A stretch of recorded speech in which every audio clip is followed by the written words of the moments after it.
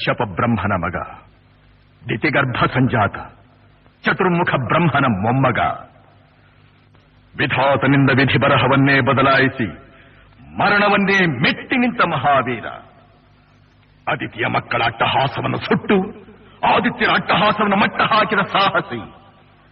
ಅತಳ ಬಿತಳ ಸುತಳ ರಸಾತಳ ತಳಾತಳ ಮಹಾತಳ ಪಾತಾಳಗಳನ್ನು ಪಾದದಡಿಯಲ್ಲಿ ತುಳಿದಿಟ್ಟ ಪರಾಕ್ರಮಶಾಲಿ.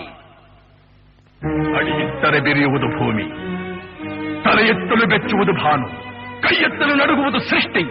ಚತುರ್ಮುಖನ ಸೃಷ್ಟಿಯೇ ನನ್ನ ಆಜ್ಞೆಯನ್ನು ಪಾಲಿಸುತ್ತಿರುವಾಗ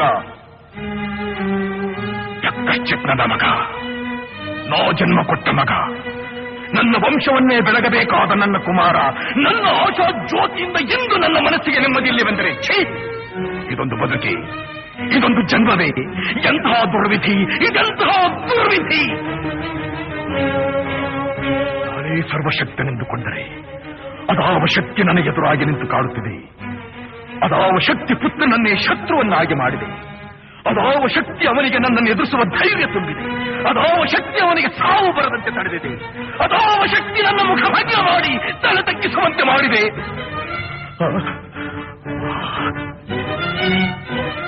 ಅವನೇ, ಆ ದುಷ್ಟನೇ, ಆ ನನ್ನ ಕುಲವೈರಿಯಾದ ಹರಿಯೇ ಇದಕ್ಕೆಲ್ಲ ಕಾರಣ.